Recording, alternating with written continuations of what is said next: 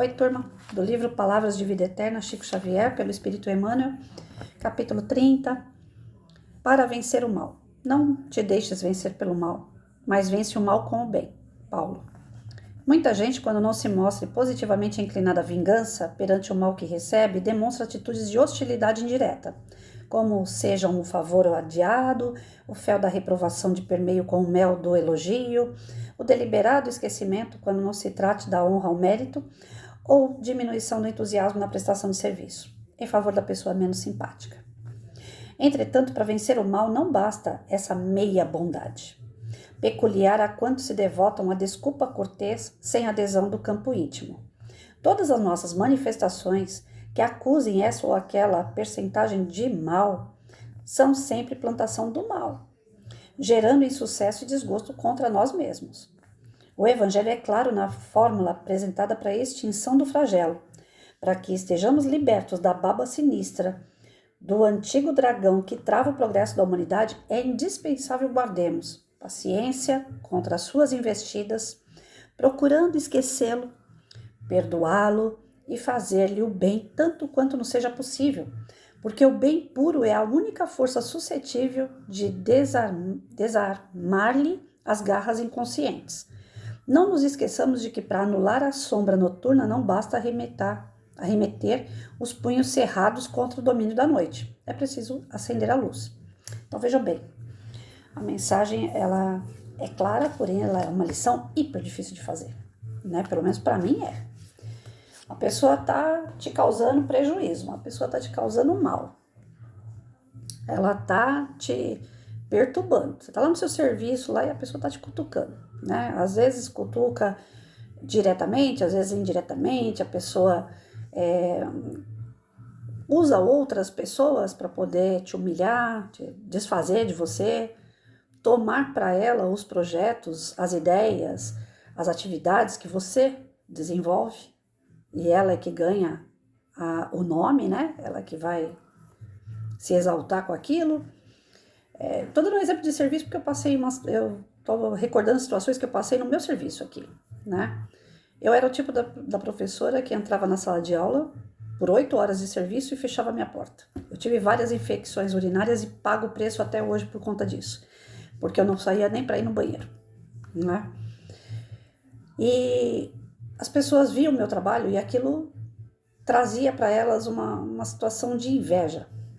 Aí eu até postei no Facebook esses dias atrás um trabalho que eu envolvi todas aquelas pessoas. Falei, não, já que o problema sou eu estou fazendo diferente e isso está causando um mal-estar, então eu vou trazer todo mundo para cá para ver se a gente trabalha junto. Quase que o meu trabalho foi por água abaixo. Quase que eu perdi as parcerias que eu tinha. De bombeiro chegar em mim e falar, olha, professora, não traga mais as suas colegas, porque nós tivemos problemas dentro da companhia aqui, né, do batalhão. Tive problemas com pessoas que estavam agendadas com essas professoras, né, que estavam trabalhando comigo, e elas nunca chegavam no horário certo, não saíam no horário certo, não tinham uma disciplina. Quase que eu perdi vínculos de amizade também, não só de parceria. Quando chegavam, eu trabalhei muito com polícia militar, quando chegavam os policiais na escola, sabe quando você abre um formigueiro e fica tudo alvoroçado? Quando chegavam policiais amigos meus para fazer palestra para as minhas crianças, a escola ficava agitada dessa forma. Mas não as crianças, os alunos das outras salas, os funcionários em geral, né? Então eu tinha que conter aquilo tudo ali de uma forma que não atingisse as minhas parcerias, né? E de um modo que eu pudesse trabalhar depois, que eu pudesse continuar naquele ambiente. É duro você estar assim à frente de um trabalho onde as pessoas estão tentando te massacrar, tentando te tirar daquele espaço que você está conquistando e, além de tudo, manter firme as pessoas novas que estão chegando para o trabalho, né? Então, como que eu ia fazer o bem para essas pessoas que só me desejavam mal? Como que eu ia cumprimentar? Eu passava, eu não falava nem bom dia mais. Tamanho o peso que ficou para mim. Porque não é aquela coisa que cada um entra na sua sala de aula e faz o seu trabalho.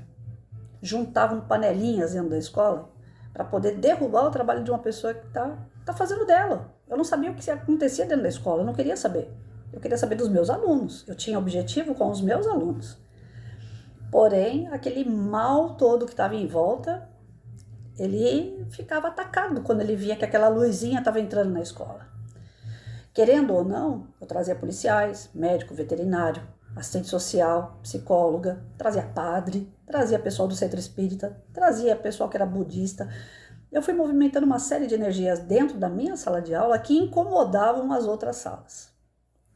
Porque, como aqui disse, né? Fazer-lhe o bem tanto quanto não seja possível, porque o bem puro é a única força suscetível a desarmar-lhe as garras inconscientes. Ou seja, né, eu estava tentando fazer o bem o mais que eu podia, mesmo que tudo fosse contra o meu trabalho, né? Só não consegui atingir esse nível que está aqui, que está dizendo que mesmo que o mal te faça, né, presente, você tem que dar para ele o melhor. Isso eu não consegui. Então eu fui aqui, eu fiz para mim, né, um erro muito grande, pelo que o texto está dizendo. Cadê? Que não adianta você fazer meio mal, né? Se você não fez o bem, você não fez nada. Cadê? Para que estejamos libertos da baba sinistra, do dragão. Não é esse não. Para anular a sombra noturna, não basta arremeter os punhos cerrados contra o domínio da noite. É preciso acender a luz. Não é essa parte. Cadê? Onde que tá? Para vencer o mal, não basta meia bondade. Achei. Para vencer o mal, não basta meia bondade, né? Toda a meia bondade, a outra meia foi ruim. Então, esse meio ruim você fez contra você mesmo, né? Então, eu tenho algumas coisas aqui que, no texto, que me traz uma reflexão profunda de que eu não fui boa, né? Eu fui boa, vamos dizer assim, para os meus alunos, para os meus parceiros, mas o ambiente em que eu trabalhava, com aquelas professoras, com aquela gestão, eu não fui meia boa, nem meia boa, né? Porque eu nem cumprimentava. Eu passava por essas pessoas, eu não falava nem bom dia. Porque era tanta coisa ruim que elas fizeram para mim que chegou um dado momento que eu tive que me fechar totalmente. Falei, eu não quero mais conversa com ninguém. Tinha reunião de professores, eu dava atestado. Eu faltava, eu assumia a minha falta. Mas eu não queria mais estar no meio delas, de tanto que era pesado aquele ambiente para mim. Aí tem um texto que eu acabei de ler do Minutos com Chico Xavier, que é do José Carlos de Luca, e ele fala, a porta de saída é a última que você tem que usar, né? Não pode ser a primeira. Você entra num ambiente, não gostei de ninguém e tal, vou me fechar. Não pode, isso não pode acontecer. Mas a partir do momento que você está insistindo e não deu certo, peraí, mas e você? Como é que fica você nessa história? Aí sim, a porta da saída é a melhor a se fazer, né? Naquele momento ali é o melhor a se fazer. Eu não tinha como sair da escola. Se eu saísse da escola que eu estava, eu ia ter que trabalhar mais longe, eu ia ter que pagar condução para mais longe, então não compensava para mim. Eu aguentei 23 anos na mesma unidade com os mesmos problemas. Era a gente torcendo contra o tempo todo ao meu trabalho. O tempo todo. Gente que vinha bater nas costas, adorei seu projeto, eu quero trabalhar igual você. Eu quero aprender com você a fazer igual. Por fim, de tanta, né, coisa ruim que veio acontecendo, que eu tentei juntar todo mundo, não deu certo. Eu tentei passar as coisas que eu fazia para ver se pelo menos uma parte ou outra a gente pudesse trocar figurinha. Não deu certo. Que nem eu falei, a pessoa que vinha e batia no ombro e falava, eu quero ser que nem você, né? Eu quero trabalhar igual você, foi a primeira a sentar na mesa num dia. Isso aqui eu vou contar para vocês porque é importante saber, né? Talvez sirva de exemplo. Você está lutando a fazer um serviço bom para 60 crianças, que eu tinha 2 turmas, 30 de manhã, 30 à tarde. Aí aquela que bateu nas costas aqui, eu gosto do seu trabalho, eu quero muito aprender a fazer igual você. Foi a primeira a sentar em volta de uma mesa e eu me senti na Inquisição. Pensa uma pessoa na época da Inquisição, eu me senti igualzinha. Eu fui julgada, condenada, massacrada do mesmo jeito que uma Inquisição. Só faltou aquela tortura física, mas a tortura mental ela acontecia diariamente. Eu não podia colocar um cartaz na parede que iam lá e arrancavam. Eu não podia colocar um aluno para segurar um cabo de vassoura e ajudar numa faxina na sala de aula que eu ia ser processada. Eu não podia ensinar higiene, cuidados, organização, porque eu estava discriminando. Nossa, tudo que eu fazia era distorcido e colocado contra mim. Sabe aquela coisa que o policial fala pro bandido, tudo que você falar vai ser contra você mesmo? Era assim que eu vivia. Então, no dia que sentou todo mundo na mesa, e vem cá, que projeto é esse? Por que você vai trazer polícia? Por que você vai trazer médico? Por quê? Eu falei, caramba, mas o meu projeto tá todo aí. Eu faço o planejamento, tá no planejamento o porquê de tudo isso. Não, mas isso aqui não vamos aceitar. Você vai ter que explicar melhor. Você vai ter que dar o nome de todos os parceiros que você tem. Eu falei, mas eu não vou trazer todos. Eu tenho muitos. Se eu precisar de um médico, eu vou chamar um médico. Se eu precisar de um polícia, eu vou chamar um polícia. Mas eu não posso colocar o nome de todo mundo aqui numa lista, sendo que eu não sei se eu vou usar esses parceiros durante o ano. O meu projeto ele vai rolando de acordo com a necessidade da sala de aula. Se eu vejo que tem um aluno que está beirando o crime, eu vou trazer polícia. É melhor que ele descubra um lado bom e admire, que eu não estou aqui para militarizar ninguém, mas ele vai ver o polícia, ele vai ter como referência um policial e não um bandido. Se eu tenho uma criança que está com a sexualidade muito aflorada, eu vou chamar um médico. Então não faz sentido eu colocar aqui no papel todos os parceiros que eu tenho, porque eu não vou chamar todos eles, eu vou chamar de acordo com a necessidade da minha sala de aula. Não, mas aí tá errado. Aí mandaram para a Secretaria da Educação, mas ali naquele momento na mesa, antes de enviar a papelada para a Secretaria da Educação, que já conhecia meu trabalho também, ali naquele momento, juntou diretora, que era uma professora da escola na época, se tornou diretora porque é cargo comissionado, juntou ela, juntou a coordenadora, que também era uma professora da escola, que não gostava do meu trabalho, e juntou algumas mães, que elas chamaram essas mães, já orientaram as mães a falar mal do meu trabalho, juntou aquela que bateu nas costas e, eu quero ser como você quando crescer, juntou outras que são omissas, é por isso que eu falo que eu tenho na pele, que quando a gente não faz o bem, né, e a gente não faz o mal, mas também não faz o bem, a gente ficou omisso, é dar margem para o mal agir. Porque tinha 2 ou 3 na mesa que ficaram omissa, não levantaram a voz para falar nem sim nem não. Naquele dia eu me senti assim um lixo. Eu fui julgada, condenada, massacrada, humilhada. Por fim, eu sou boca dura, falei uns palavrões, levantei da mesa e falei, faz o que vocês quiserem aí que eu tô caindo fora. Eu vou continuar fazendo meu trabalho. Eu tive que responder perante a secretaria, eu tive que responder por uma coisa, por fim tava me desgastando tanto que eu falei, quer saber? Conversei com os pais super parceiros. Falei, vou fazer o projeto na minha casa, pode ser? De sábado, a gente fecha o projeto na minha casa. E eu fui até o fim, trouxe o projeto para minha casa e os pais apoiaram, trouxeram as crianças para mim. Eu trabalhava normal durante a semana, giz, lousa, né, folhinha, que é o que elas sabem fazer, para não ter mais atrito comigo. E comecei a fazer o projeto na minha casa. Aqui em cima tem 120 metros de quintal em cima da minha casa. Eu trouxe as crianças para cá. Então, assim, eu tive que achar saídas de tudo que é forma para eu poder fazer o bem para as minhas crianças. Se é outro professor, começa a dar dor de cabeça, o que ele faz?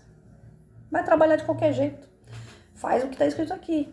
O meio trabalho. Vamos trabalhar pela metade, que aí pelo menos ninguém me enche o saco. E não é esse o caminho. Por mais que seja estressante, fazer o bem dá trabalho. Não adianta você querer acender uma luz sem dar trabalho. Para colocar uma lâmpada aqui, ó, como essa, eu sou obrigada a fazer toda uma fiação numa casa. Para correr energia nas paredes aqui e chegar até a lâmpada. Não é assim, acendeu, né? Então, aqui o que ele está querendo dizer para a gente é que a gente não deve desistir das coisas difíceis.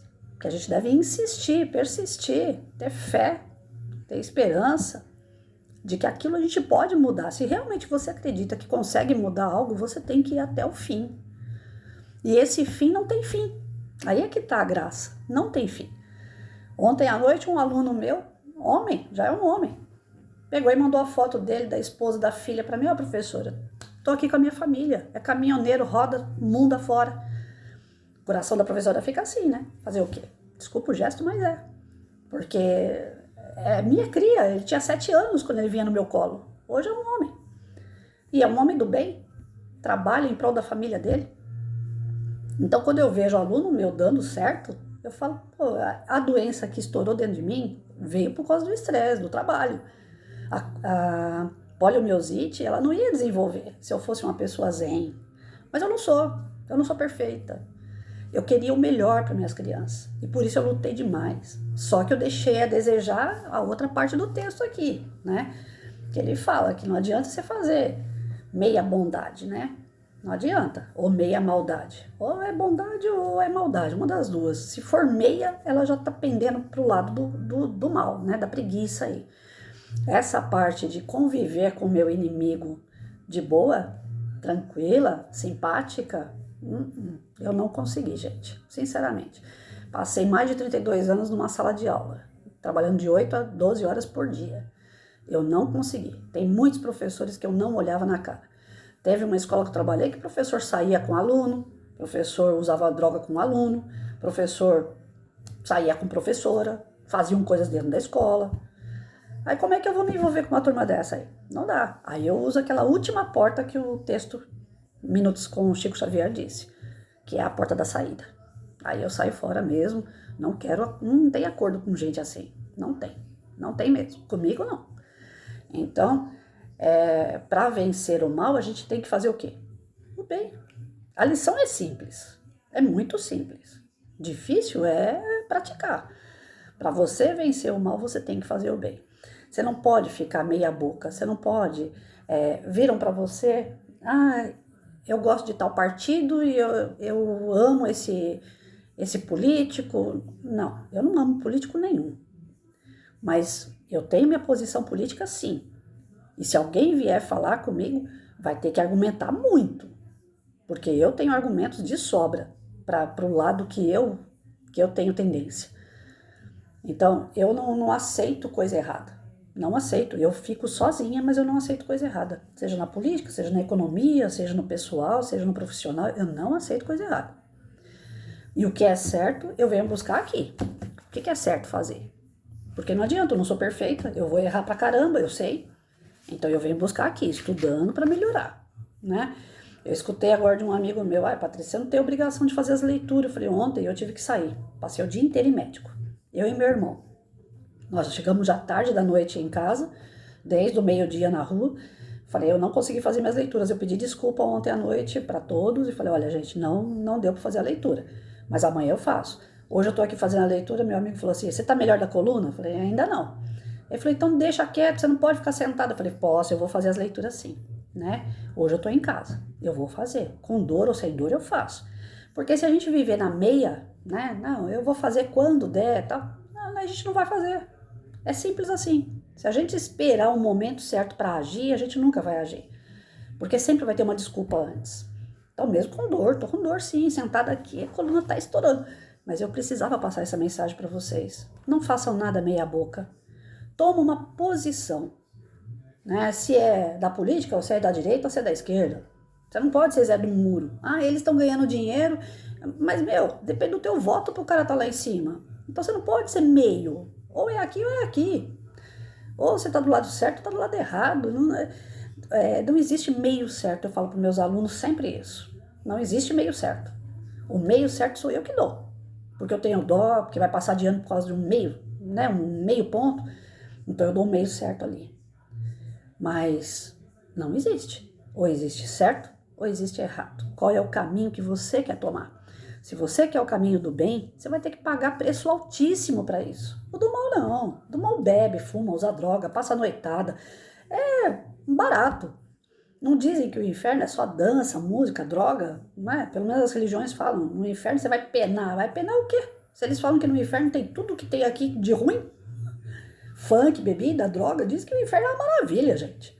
Ruim é ir pro céu, onde você vai ter que chegar lá, estudar, trabalhar, ser melhor, procurar sempre se tornar um espírito mais evoluído para você poder ajudar outra pessoa que está menos evoluída, como hoje o teu protetor faz com você. Um dia você vai ser protetor de alguém também. É para isso que nós estamos nos criando aqui, desenvolvendo o nosso lado espiritual. Então, pelo que eu vejo, o inferno é uma maravilha. Não faz nada disso, não precisa estudar, não precisa trabalhar, não precisa fazer nada. Então, a gente tem que prestar bem atenção quanto a isso. Aqui, as coisas que chamam a atenção da gente, que tira a concentração da gente do bem, é justamente o que é mal. O funk, olha essa porcaria desse funk, né? A molecada desde pequeno escuta isso daí, fica rebolando, mostrando bunda, peito pra lá e pra cá, os homens ficam, né, completamente desnorteados, não tem vínculo afetivo, não tem vínculo de família. É isso mesmo que as trevas querem. Quanto mais tiver ai, não posso falar a palavra, mas quanto mais tiver porcariada, para as trevas é melhor, porque ela atrai, ela vai chamando, né? Áreas de lazer. Os políticos deveriam se empenhar muito na área de lazer, mas uma área de lazer coordenada, uma área de lazer que tenha realmente cultura para se desenvolver, né? Mas a política qual é? Coloca lá um parquinho lá e deixa as crianças se matando, o problema é dos pais. Se o parquinho durar um mês, um ano, não interessa, eles já inauguraram, já fizeram a parte deles. E não é assim que funciona a política para a cultura, para o lazer, tem que ser uma política séria também. Ah, você faz um big park aí, pista de skate, quadra sintética e tal. Beleza, mas quem vai coordenar tudo isso aí? Vai virar um local para nóia sentar e usar os baseados deles. Então a gente tem que parar de aceitar a migalha. A gente não tem que aceitar migalha, a gente tem que fazer por onde essas coisas aconteçam de uma forma que seja realmente bom, saudável para nossa família. Então, em todos os pontos, a gente está errado quando a gente faz isso aqui, ó. Cruzar os braços. A gente está errado. A gente tem que levar luz. E para isso, precisa disso. Precisa disso tudo. Precisa trabalhar isso aqui, refletir, né? Nesse texto eu me encontrei das duas formas. Eu fiz o meu melhor pelas minhas crianças. Levei luz onde tinha treva. Mas, em contrapartida, eu tinha um empecilho do local onde eu trabalhava, com as pessoas com quem eu trabalhava, que eu não consegui transmitir isso. Eu tive que lutar contra elas, eu tive que me isolar delas. Então, eu tô meio a meio aqui desse texto. E o meio não existe, então eu posso crer que eu errei pra caramba. E você? O que você tira de lição aí?